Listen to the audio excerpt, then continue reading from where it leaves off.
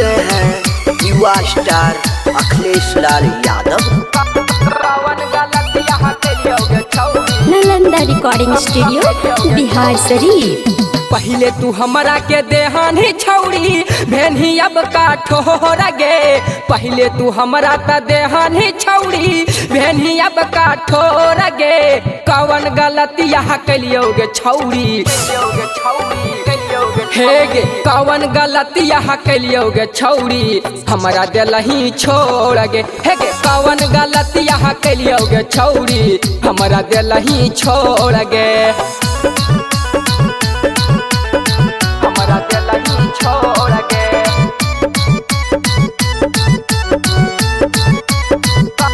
कवन गलतिया कलियो गे छौड़ी कलियो गे छौड़ी। छोटे मोटे चीजवा पर छौड़ी करही नहीं घुमाना गे।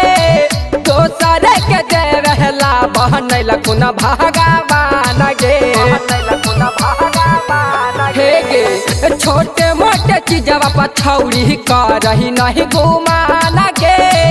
दोसर के दे रहला बहनैल कुना भगवान गे।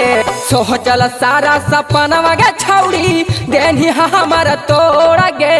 कवन गलतिया कलियो गे छौड़ी हे गे कवन गलतिया कलियो गे छौड़ी हमरा दिलही छोड़ गे। हे गे कवन गलतिया कलियो गे छौड़ी हमरा दिलही छोड़ गे। हमरा दिलही छोड़ गे। Nalanda recording studio Bihar Sharif. कवन गलतिया कलियो गे छौड़ी कलियो गे छौड़ी। विरोधी बढ़ावे के सिस्टम छौड़ी हौ तोर पास गे। राइटर मन अखिलेश कैले हौ खूब यास गे। सुनेंगे विरोधी बढ़ावे के सिस्टम छौड़ी हौ तोर पास गे। राइटर मन अखिलेश कैले हौ खूब यास गे। एको बेरी तू चिखा दे गे छौड़ी पढ़ही गोहर गे। कवन गलतिया कलियो गे छौड़ी हे गे कवन गलतिया कलियो गे छौड़ी हमरा दिलही छोड़ गे। हे गे कवन गलतिया कलियो गे छौड़ी हमरा दिलही छोड़ गे। पहले तू हमरा के देहानी छौड़ी भेनी अब का ठोर गे।